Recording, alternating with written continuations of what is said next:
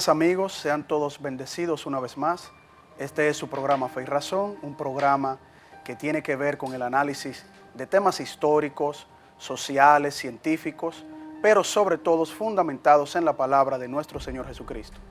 Y hoy tenemos un tema muy interesante, muy importante, como todos los temas que tratamos en nuestro espacio, y es el tema de la persecución del cristianismo, la persecución cristiana hasta nuestros tiempos.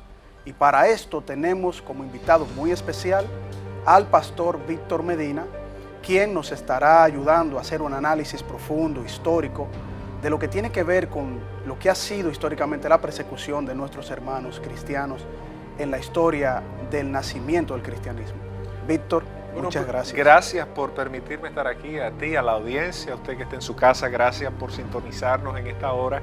Yo pienso que es un tema buenísimo hablar de la razón de la persecución de los cristianos. Así que gracias por considerarme y espero que no sea la última vez. No, definitivamente, Víctor.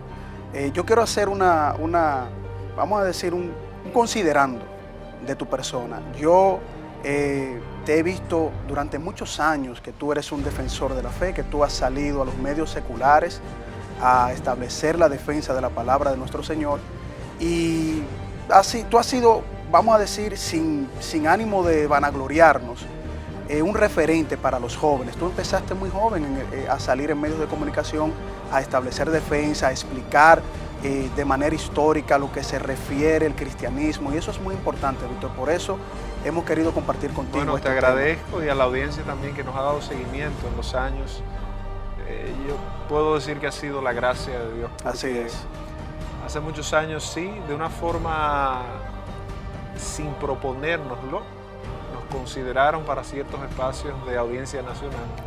En ese momento no existía la profundidad de las redes sociales, por ende la televisión era el elemento de comunicación más importante que había. Es. Y pues Dios fue abriendo espacios ahí, sin nosotros tener padrinos ni nada, simple y llanamente el Señor fue poniendo gracia y nos posicionamos en ciertos programas de audiencia, como decía, nacional.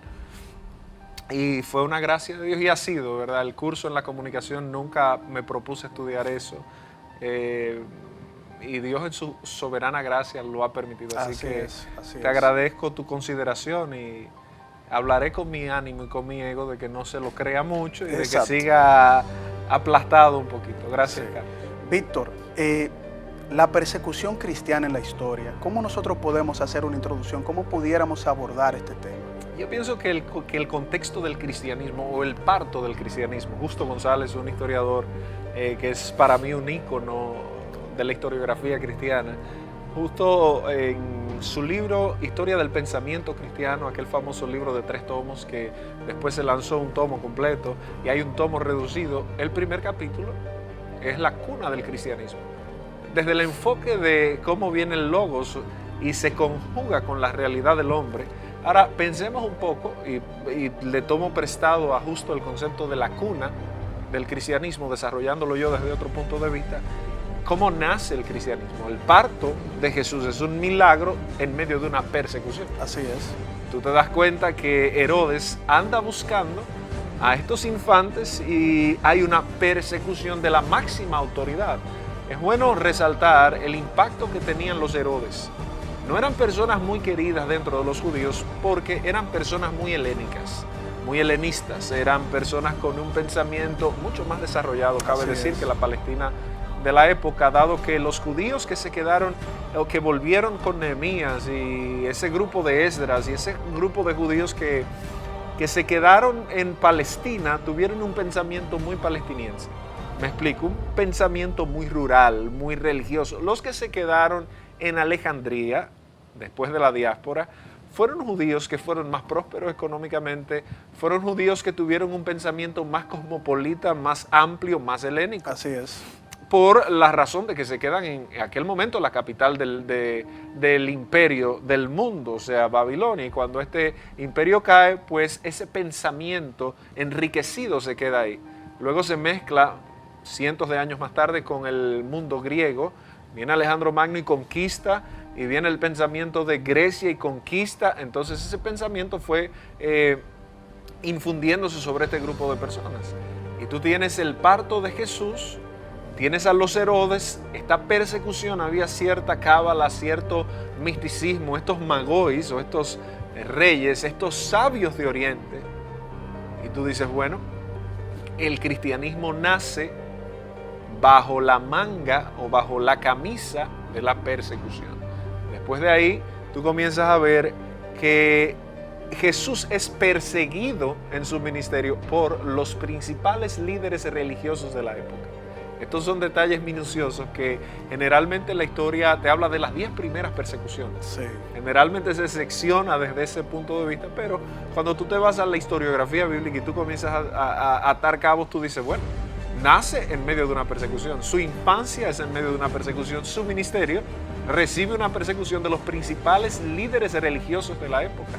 ¿Cómo estaba dividida la sociedad en aquel momento? Tú tienes el partido de los Herodes, Herodes el Grande que entra en escena antes de Cristo, tienes su descendencia, los Herodes, Arquelao, Antipas, Agripas, y este grupo que era, como dije anteriormente, odiado por los judíos, y los romanos tampoco es que lo querían mucho. Correcto. Simple y llanamente representaban intereses geopolíticos de ellos. Bueno, pero tienes a la sociedad judía o a la sociedad en Judea, en Palestina, tienes el grupo de los escribas, que no era una casta per se, sino que se sumaba más a la secta o a la casta de los fariseos. También habían escribas que eran parte de los saduceos, entonces ya van 3 grupos. Tienes a los herodianos, tienes a los fariseos, tienes a los saduceos, tienes a los esenios, que hay muchas teorías de conspiración, de Correcto. que Cristo fue parte de Y ese podemos grupo. decir los celotes están como un movimiento Y los revolucionario. celotes, claro, Correcto. ese es el movimiento de avanzada, el activismo. Exacto. Los sediciosos generalmente salían de los celotes. Muchas crucifixiones se hacían a celotes porque eran los que eran acusados en latín de las sedicias. Y por eso los crucificaban, y era un trofeo público de, ojo aquí, cuidado, si usted hace lo que este hizo, pues a usted le puede pasar lo mismo. La crucifixión de Cristo, valga la redundancia, justamente fue eso mismo. Ahora, es perseguido por la casta político-religiosa de la época. Y mira a dónde te voy a llevar con esto. Entonces, en el ministerio adulto de Cristo es perseguido por el sumo sacerdote y la casta política de la época, indistinto a que querramos imputarle a Pilato algún tipo de tolerancia, no, que querramos decir, bueno, el tipo, él no quería, no. O sea, y si nos vamos al derecho, él lo hizo y él tomó una Correcto. decisión. Entonces, tienes al líder religioso de la época, que era el gobernador, y eso usted lo puede encontrar en toda la literatura extrabíblica. Si en algo la historia concuerda, es que en los tiempos de Cristo, Pilato era el gobernador Así es. de Judea en ese momento. Entonces, tienes de nuevo a la casta política, ya no es Herodes, ¿ahora quién es? Ahora tienes a Pilato, que representaba los intereses de César, y tienes a la casta religiosa, que fue la misma que lo llevó a la cruz. Anás y Caifás lo llevan a la cruz. Entonces tienes a la casta político-religiosa persiguiendo el cristianismo. Te voy a dar un brinco de 20 siglos para volver atrás. Hoy en día la persecución del cristianismo la sigue la casta político Así es. y religiosa en algún punto. ¿Dónde cae la persecución religiosa? Cuando los religiosos no asumimos la responsabilidad de la defensa de la fe y nos diluimos como en temas del homosexualismo, y de repente se aplican este tipo de cosas como queer theology o esta idea de esta teología del amor. Así es. Entonces ahí hay una persecución interna y externa, político-religiosa. Volviendo atrás, ya Cristo muere y resucita. ¿Quiénes quedan? Queda el partido, como le llamaban algunos historiadores, el partido de los resucitados, o del resucitado más bien.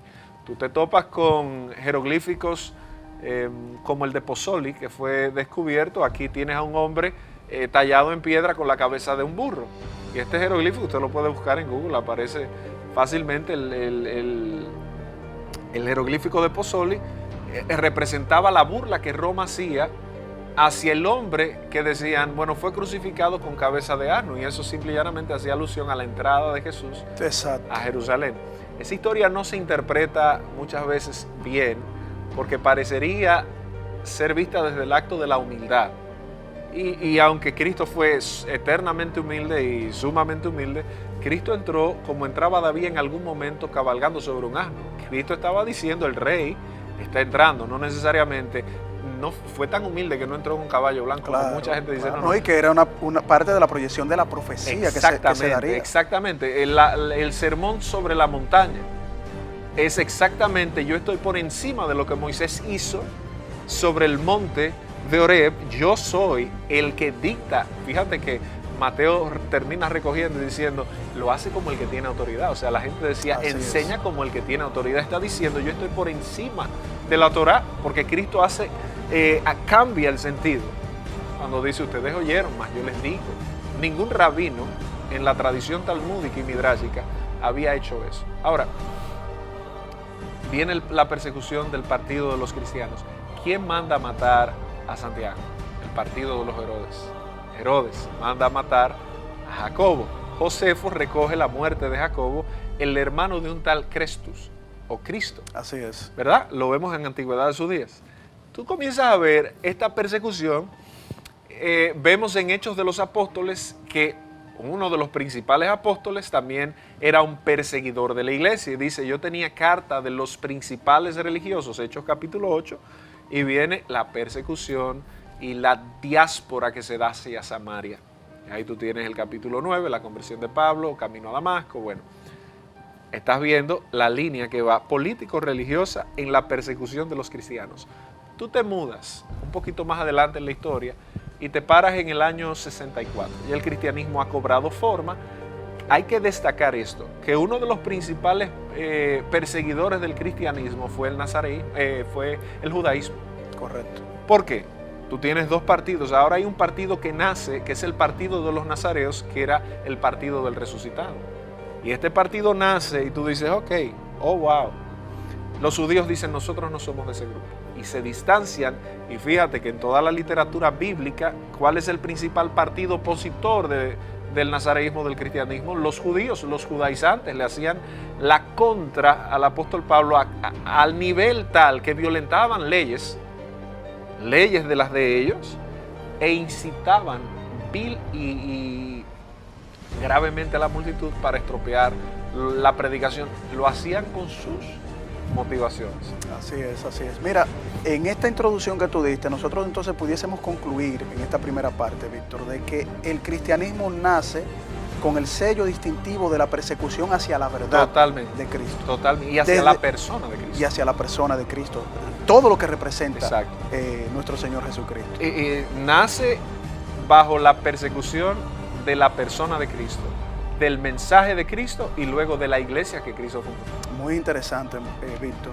Cuando volvamos de esta primera pausa en su espacio Fe y Razón, vamos a seguir desarrollando ese transcurso histórico de la persecución del cristianismo en este programa que se titula El cristianismo, la persecución hasta nuestros días.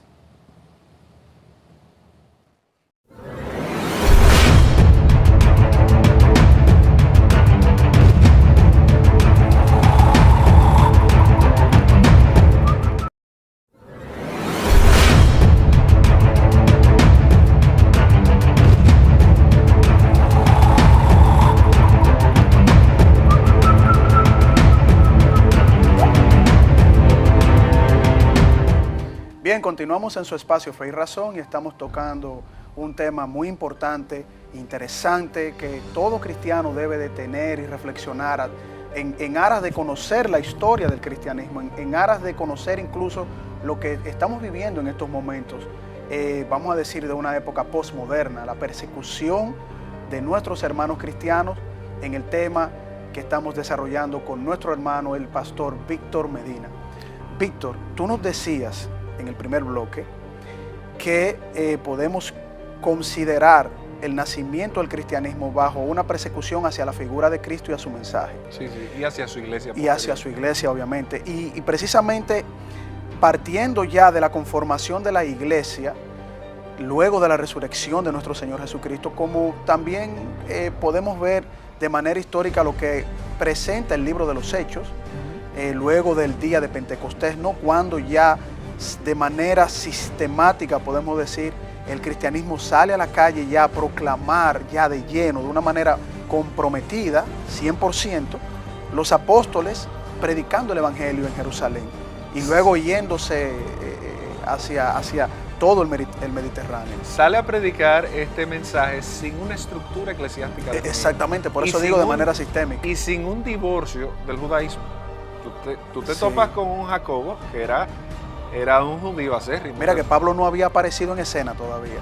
Te topas con un Pedro, y Pedro tenía, como dicen los gringos, mixed feelings about it. O sea, él estaba aquí, tú te encuentras que en Gálatas 2 Pablo lo reprende, luego en la segunda carta de Pedro cuestionada hasta cierto punto, pero viene Pedro entonces canoniza los escritos de Pablo, como nuestro hermano Pablo ha dicho, cosas tan difíciles de entender.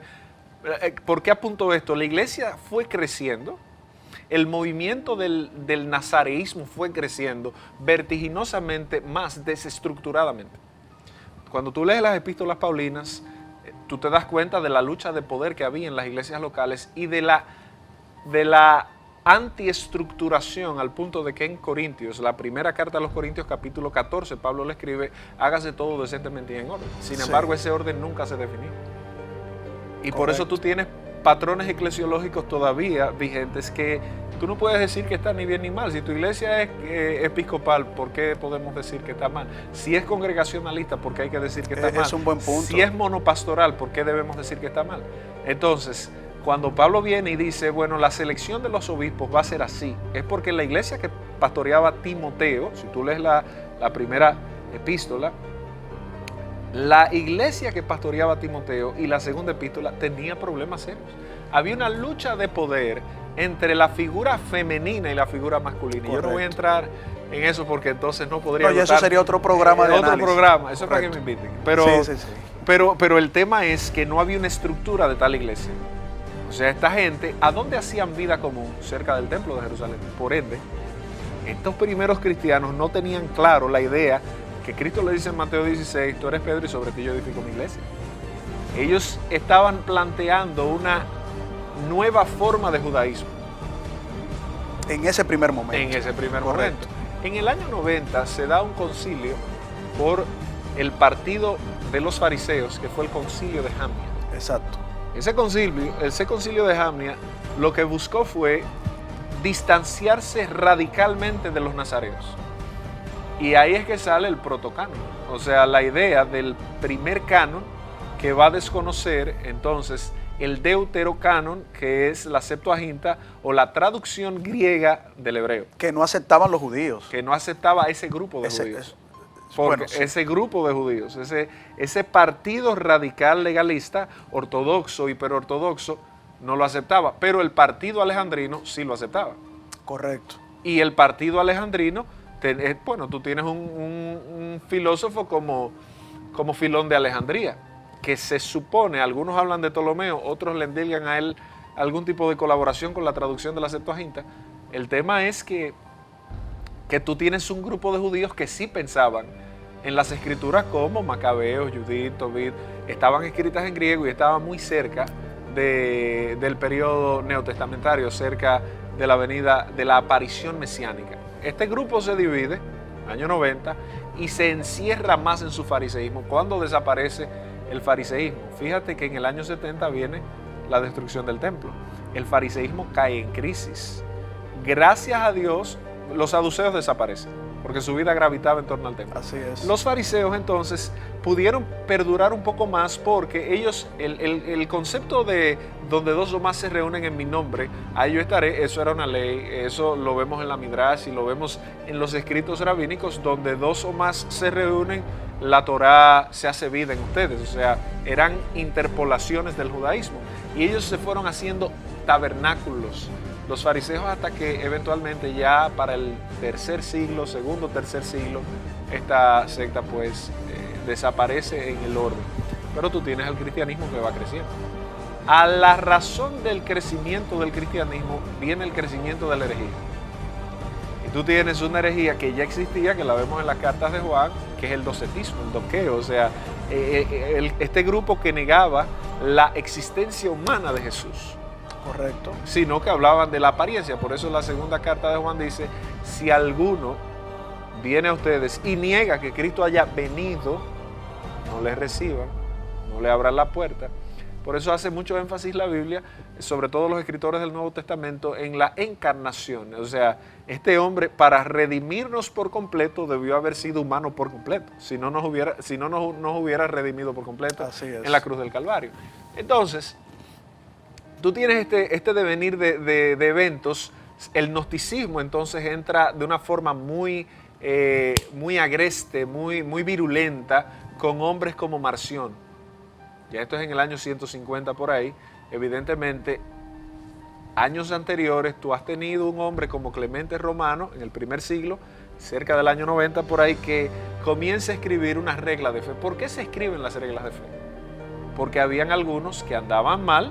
Entonces alguien dijo, espérate, ¿quiénes son ustedes? Vamos a definirnos. Y después tú vas a ver un Ignacio de Antioquía que utiliza la palabra la Iglesia Católica, porque esa palabra no nace de la nada y no nace por Roma. Eso no existía en la historia todavía, aunque la Iglesia de Roma ya existía, pero este concepto que vemos hoy en día no existía. La Iglesia Católica que define Ignacio es, mira, es esta Iglesia universal, porque tú tenías cismas desde el segundo siglo, desde el tercer siglo, los donatistas tenían el cisma novancianista, y tú dices, ok, cuando Ignacio dice eso, mira, la iglesia que es universal, y a esto él se refería con el universo conocido en ese tiempo, geográficamente. Esta es la iglesia de nosotros, la que tiene mayor expansión y alcance. Era uno de los elementos de la iglesia verdadera, no el elemento. Entonces ahí tú comienzas a dar vueltas por ese lado y tú dices, la iglesia comienza a coger cuerpo. ¿Cuál es el cuerpo que coge? Muchas herejías. Eusebio de Cesarea en el siglo IV ya hablaba de más de 150 pensamientos diferentes que había. ¿Dónde vienen los problemas serios? Cuando Alejandría y Antioquía entran en la escena, pensamientos griegos. Fíjate que la mayor cantidad de herejías sobre la cristología salen de un gnosticismo y salen de personas de Oriente, del Oriente de aquel tiempo.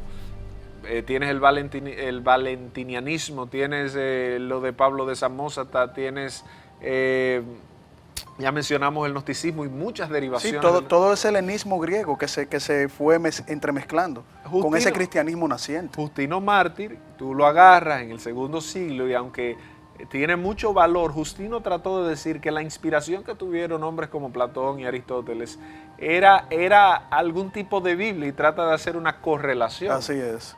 Y eso definitivamente que por lo menos yo no creo que eso tenga sentido, pero lo habló por los moños en ese tiempo como un elemento apologético. Tú tienes ahí el caso de un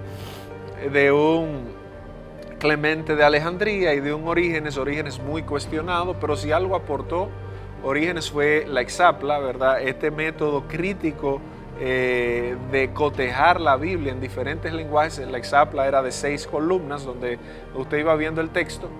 Pues la iglesia comienza a coger cuerpo. Obviamente, a mayor crecimiento, mayor corrupción también.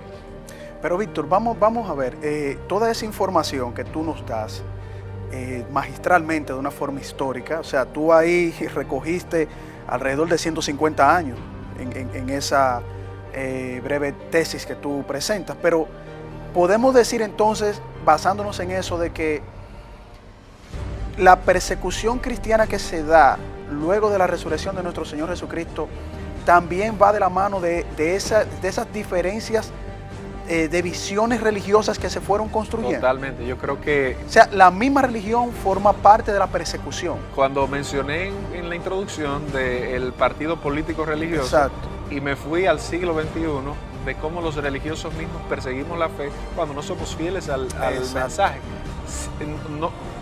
No quiero obviar algunos puntos de la historia y lo voy a resumir un poco más, pero si tú te vas al siglo XVI, después de la Reforma Protestante, año 1517, 31 de octubre, Lutero clava las tesis y por ahí se arma el asunto, aunque eso no fue la ruptura, fue el inicio de todo un trayecto que llevó al 1529, a la dieta de Spira, al protestantismo, porque protestaron los que estaban en esa dieta y dijeron no estamos de acuerdo con los dictámenes de Carlos V y la Iglesia Católica.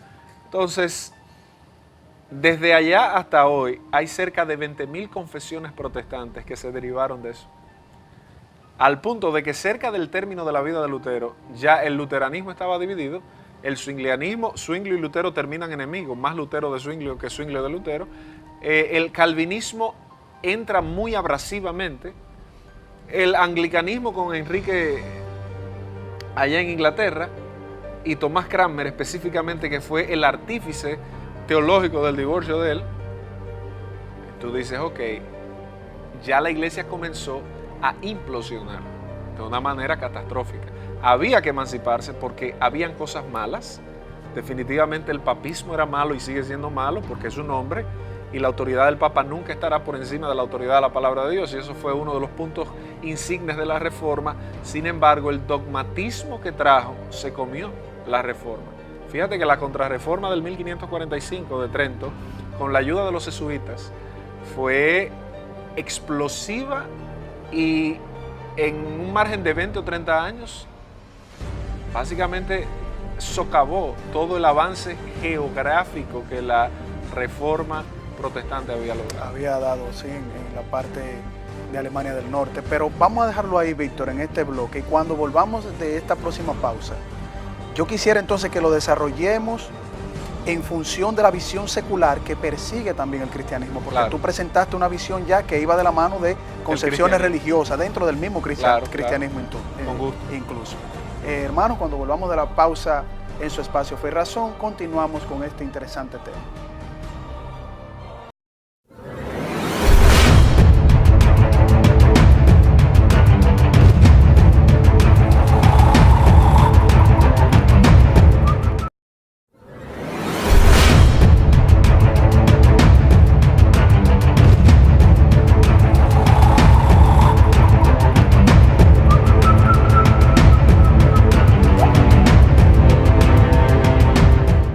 Bien, y continuamos en su espacio Fe y Razón y estamos tocando un tema muy interesante con nuestro hermano, el pastor Víctor Medina.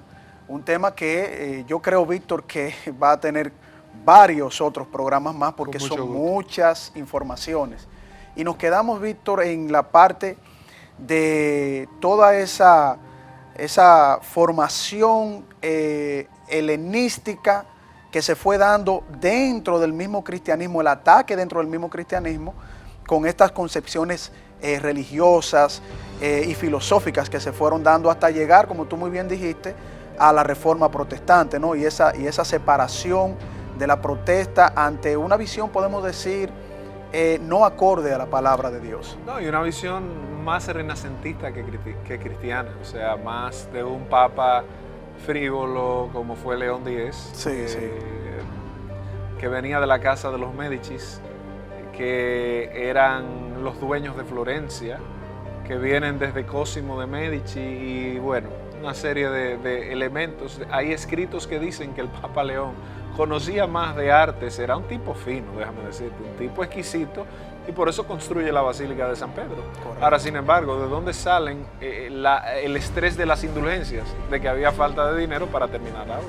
Pero tú sabes, Víctor, que dentro de la persecución cristiana, el mayor movimiento se da en la parte secular. O sea, de hecho, todos esos movimientos del Renacimiento, esos movimientos de la Revolución Francesa, esos movimientos que dieron origen a, vamos a decir, a la apertura, bueno, luego de la Reforma Protestante, que ayudó a que los cristianos pues asumieran un compromiso de investigar las Escrituras por sí mismos, pero también sobre esa base fue naciendo una contraposición al cristianismo dentro de la visión secular. Ahí se dieron los movimientos materialistas, cientificistas, ¿no? Esa academia escéptica, exacto, que incluso permea nuestros días y de una manera terrible, porque eso desemboca en persecuciones que conlleva al exterminio más grande de la historia, que es la persecución hacia los cristianos desde Cristo hasta la fecha.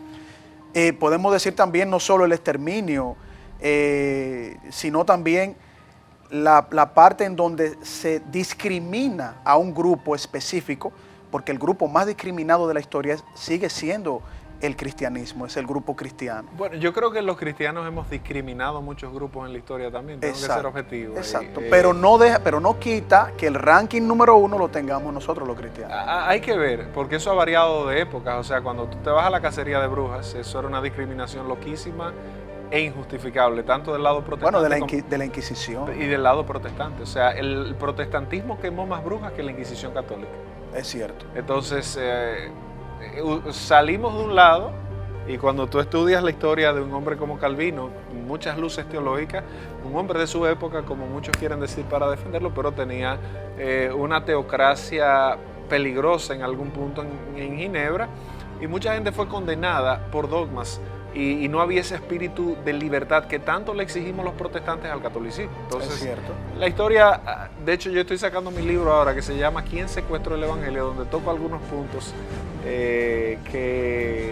que van, yo sé, a generar ciertos debates, bueno, porque hay que ser objetivo, no podemos ocultar el sol con un dedo. De hecho, hay un escritor humanista anticristiano que se llama Francisco Pérez Antón, que escribió un libro que se titula El cisma sangriento de la historia del protestantismo, o sea, el parto brutal del protestantismo, donde hay que asumir la crítica de una forma responsable. Pero haciendo un paréntesis ahí, Víctor, el historiador Henry Kamen, que es uno de los historiadores con mayor investigación y profundidad en cuanto a las persecuciones que se dieron dentro de la iglesia con relación a los movimientos de la Inquisición, tanto de la parte protestante como de la católica, habla de una cantidad no mayor de 2.300 víctimas. Entonces, es cierto de que hubo esa persecución, pero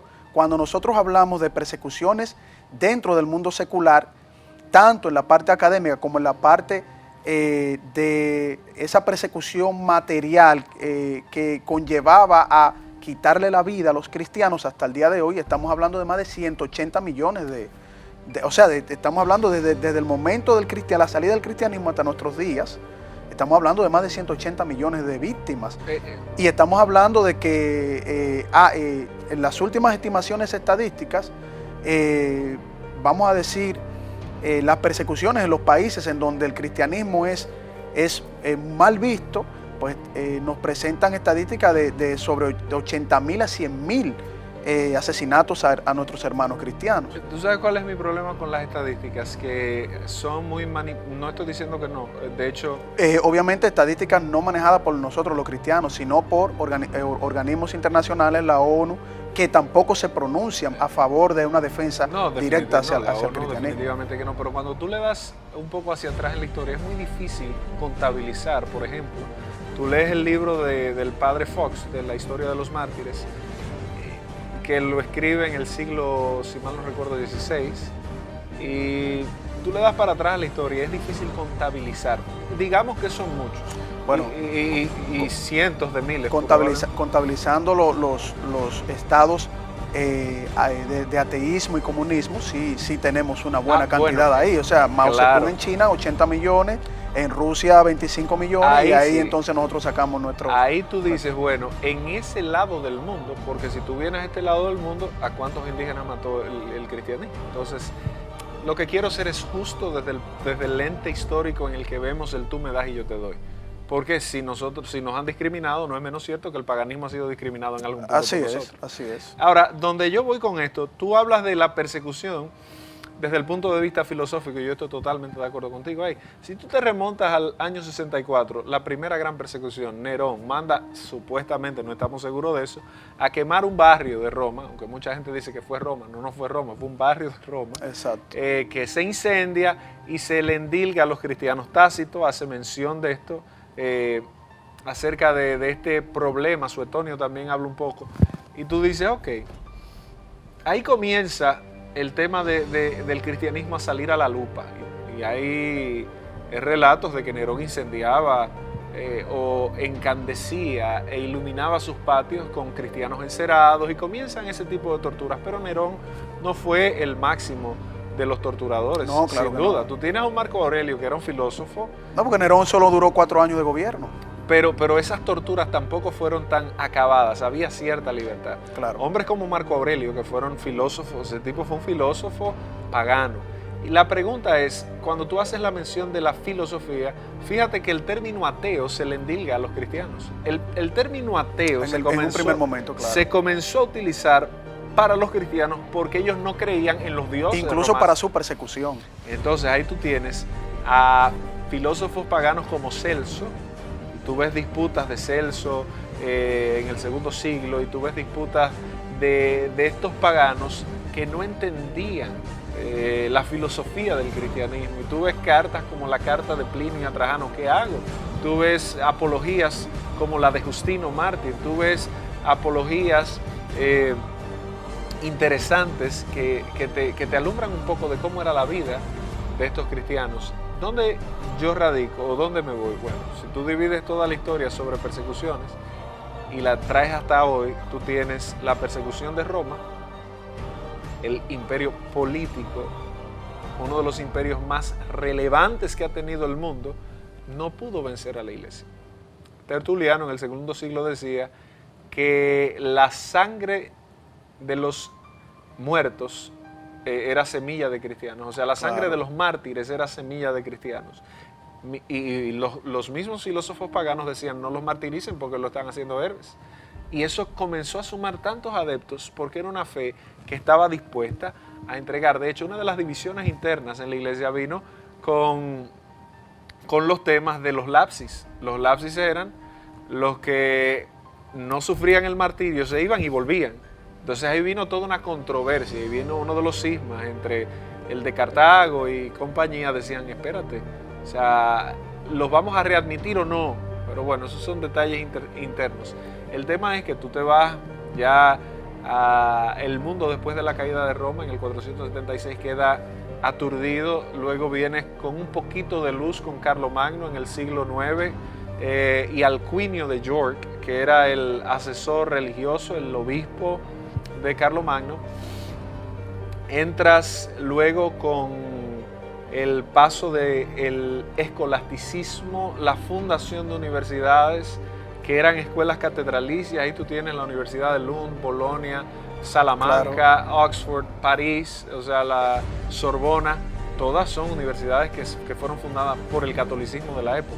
No expliqué el tema de la división con Constantino porque no nos da tiempo a entrar en todos esos detalles de cómo se conforman los patriarcados. Eran 5 patriarcados y cómo el cristianismo comienza a expandirse con diferentes rasgos. Donde era atacado el cristianismo era ideológicamente, como tú bien dices. Exactamente. Un punto desde fuera, lo que pasa es que llegó un momento donde la iglesia fue muy hegemónica, porque fue el único referente de autoridad que había. ¿Qué creó disrupción? La entrada del islamismo en el siglo VII, en el 620, que agrupa un nomadismo que había en la región y comienzan ellos a reclutar personas. Y fíjate que hay un híbrido entre el judaísmo y el musulmanismo, porque el mundo estaba sin orden. O sea, imagínate un mundo sin el G20, sin el G12, sin el G nada. Correcto. Así estaba el mundo. Roma cayó. Roma no existe. Y ahora, eso da pie a que se vaya subvirtiendo el avance del cristianismo y que el musulmanismo comience a conquistar muchos enclaves que eran cristianos. Obviamente Roma cae, pero su estructura ideológica y filosófica se mantenía. En algunos casos. Porque en lo que es la iglesia, fíjate que porque la iglesia de Roma mantuvo esa actitud hegemónica, era más una pretensión que una realidad. Eso sí. Es como que tú un día fuiste rico, lo perdiste todo, pero tú sigues siendo... Te quedas ahí con esa concepción. Con esa percepción, porque Constantinopla cae en el siglo XV. Así es. Y era un patriarcado. Ahora, tú te vas más tarde a las cruzadas, y las cruzadas se da ese híbrido donde... de una forma mala, porque las cruzadas trajeron muchos muertos. Tú tienes en la primera cruzada un Pedro el Ermitaño que salió con un grupo de gente, miles y miles de personas, con calderos en la mano, como el cacerolazo en Venezuela, y los mataron a todos. Así es. Los mataron a todos. ¿De dónde vienen los cruzados? Defendían los caminos. Y ahí se da una interacción entre el mundo oriental, el islamismo, y tú ves el rescate entonces de algunas ciencias, las matemáticas. Tienes el pensamiento aristotélico, lo traen de nuevo, Platón y Aristóteles resucitan. Y tienes ahí, eso va a dar paso próximamente al Renacimiento. Un libro que escribió uno de los, al que le llamaban el príncipe de los humanistas, que fue Erasmo de Rotterdam. Se llama El elogio de la locura. Fíjate que la guerra siempre ha sido ideológica, que el mismo Erasmo decía, espera, ustedes tienen hasta un santo para un dolor de muela, ustedes tienen un problema serio. Entonces, hoy en día, para irnos al día de hoy, ¿verdad? Que yo creo que no nos da el tiempo para recorrer 2000 Bueno, años. pero eso del día de hoy, eso lo vamos a tocar en el último Excelente. segmento. Y definitivamente sí, tenemos que hacer otro programa más para poder ampliar mucho más Es sobre la mucha, historia. mucha, porque es mucha información. Cuando volvamos, Víctor, sí me gustaría que tú me ayudes a analizar para nuestros hermanos que nos están siguiendo la parte ya actual, ese Claro. posmodernismo. O sea, ¿por qué persiguen a los cristianos en todos los aspectos que se presentan en la sociedad? Perfecto. Eso es muy importante. Cuando volvamos en su espacio Fe y Razón, continuamos con este interesante tema.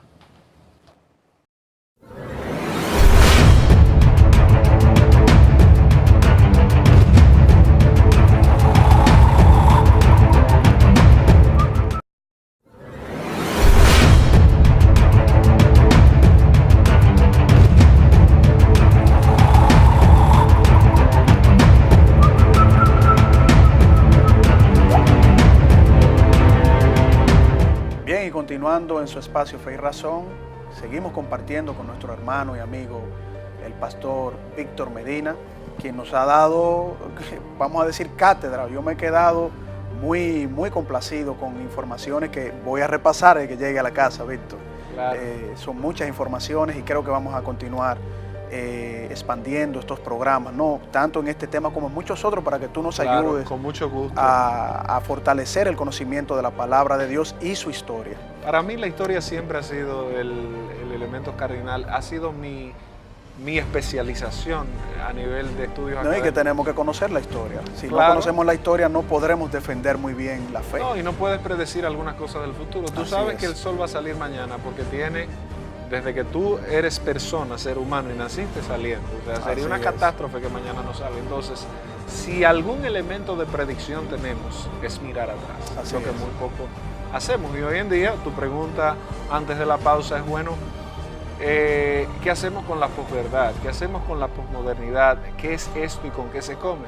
Porque esto persigue directamente la iglesia, porque la iglesia presenta una verdad absoluta. Pero todas las instituciones, organismos internacionales, cuando tratamos temas que tienen que ver con la ética y los valores cristianos, automáticamente notamos inmediatamente una discriminación por ser cristianos.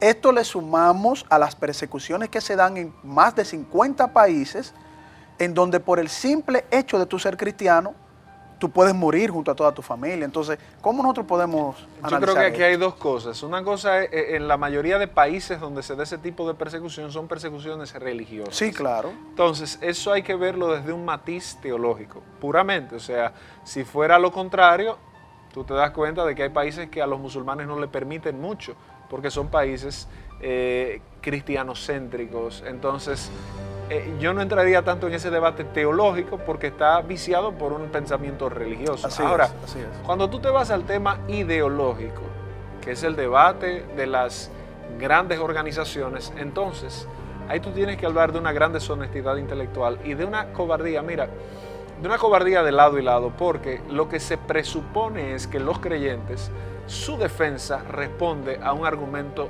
teológico, y eso es debatible. Eso, exactamente. Ahora, cuando tú entras en el campo de la ciencia, cuando entras en el campo de la historia, que muchos quieren ponerla como una pseudociencia, ahora lo que hemos construido en el pasado, de la única forma que nosotros podemos aprender de allá y aplicar aquí es a través de la historia. Entonces, es un valor elemental en la construcción de las sociedades modernas.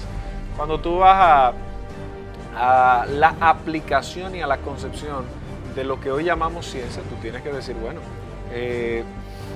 es una deshonestidad intelectual del que nos discrimina, porque no nos da lugar en el debate por considerarnos religiosos. Y tenemos argumentos de sobra. Ahora, ¿qué pasa? Tú vives en un mundo relativo. Hoy en día, el mundo se tornó desde el 1960 o esa década de la revolución sexual, paz y amor, que viene saliendo de dos grandes guerras mundiales, cuando el mundo era racional, colectivo. Una gran paradoja esa. Que, por lo tal, o sea, detona en estos desastres mundiales, la gente toma una actitud hedonista y ahí se da el crossover de la modernidad a la posmodernidad, correcto, que es todo lo contrario a lo que fue la modernidad. La modernidad estaba matizada por un colectivismo, Recuerda la Primera Guerra Mundial, las mujeres en la industria, los hombres, o sea, era un colectivo, era un nacionalismo. Hoy en día eso no existe, existe un individualismo. Correcto. Y existe mi verdad y existe tu verdad. Por ende, cuando nos vamos al debate ideológico en las grandes academias o en los grandes programas o en los grandes temas como el homosexualismo, como todo el movimiento, como la ideología de género, como todo lo que va en desacuerdo con lo que nosotros pensamos, entonces todo se vale, porque hoy en día hay una sociedad pluralista. ¿Qué debemos hacer frente a eso? Si nos discriminan, no debemos ser discriminatorios nosotros, nunca. Ese no es un valor del cristiano. Exactamente. Ahora, Primera Pedro 3:15 lo dice claramente. Debemos estar preparados para presentar defensa de nuestra fe cuando se nos mande y hacerlo con mansedumbre. Estos espacios, estoy seguro que dicen a mucha gente que está viendo, dice, ok, los cristianos no solo dicen gloria a Dios, hay cristianos que piensan, porque el argumento secular parecería ser el producto de un gran acto racional. Así es. Y cuando tú me dices a mí que el sexo no es una construcción biológica, tú me estás diciendo una gran estupidez secular.